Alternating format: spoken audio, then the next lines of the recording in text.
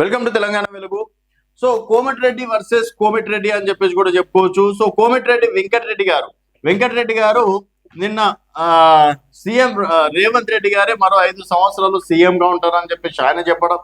తర్వాత ఇక్కడ రాజగోపాల్ రెడ్డి గారు కాంగ్రెస్ పార్టీ ఏమన్నా ప్రాంతీయ పార్టీ అనుకుంటున్నారా లేకపోతే సొంత పార్టీ అనుకుంటున్నారా, మరో 5 సంవత్సరాలు 10 సంవత్సరాలని సీఎం అట్లెట్లా డిసైడ్ చేశారు, ఇది కాంగ్రెస్ పార్టీలో ప్రజాస్వామ్యం ఉంటుందో అని చెప్పేసి రాజగోపాల్ రెడ్డి చెప్పడం అనేది జరిగింది.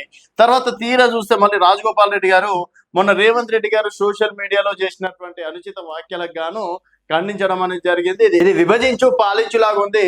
సో మెయిన్ స్ట్రీమ్ అంతా ఒక సైడ్, సోషల్ మీడియాని అంతా ఒక సైడ్ అని విభజించు పాలించులాగా చేస్తే నష్టపోయేది మనమే. ఇప్పుడున్నటువంటి పరిస్థితుల్లో సోషల్ మీడియా ప్రభావం అనేది అందరిపైన ఉంది. మెయిన్ ఛానల్స్ అయినా సరే గ్రామ స్థాయిలో ఉందో అంటే వెళ్తుందో లేదో కానీ సోషల్ మీడియా మాత్రం గ్రామ స్థాయిలో వెళ్తుంది. సో సోషల్ మీడియా పై చేసినటువంటి వాక్యాలకి సరిదిద్దుకోవాలి, మరోసారి ఇట్లాంటివి రిపీట్ కావద్దని చెప్పేసి రాజగోపాల్ రెడ్డి గారు ట్వీట్ కూడా చేయడం అనేది జరిగింది.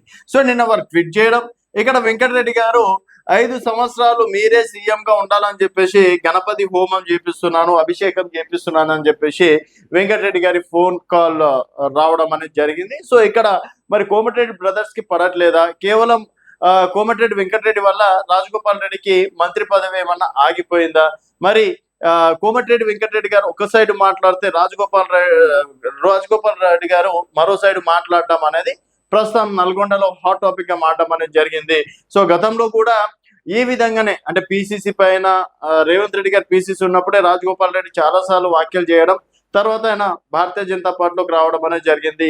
సో వారికి మంత్రి పదవి ఇవ్వలేదని చెప్పేసి మనసులో పెట్టుకున్నారా కానీ ఈ విధంగా ఒకసారి కాకపోతే ఇంకోసారి ప్రతి అంశాన్ని వాడుకొని ఏకంగా సీఎం పైననే దాడి చేయడం అనేది నల్గొండలో ప్రస్తుతం హాట్ టాపిక్ గా మారడం అనేది జరిగింది. సో ఇటు వెంకటరెడ్డి గారేమో మరో 5 సంవత్సరాలు సీఎం గా రేవంత్ రెడ్డి ఉండాలంటే మరో 5 సంవత్సరాలు సీఎం ఏ విధంగా ఉంటారని రాజగోపాల్ రెడ్డి చెప్పడం ప్రస్తుతం నల్గొండ రాజకీయాలు హాట్ టాపిక్ అని చెప్పేసి కూడా చెప్పుకోవచ్చు. మరి ఈ వాక్యాల్ని మీరు ఏ విధంగా చూస్తున్నారు అనేది మీ అభిప్రాయాల కింద కామెంట్ రూపంలో తెలియజేయండి. చూస్తూనే ఉండండి తెలంగాణ వెలుగు.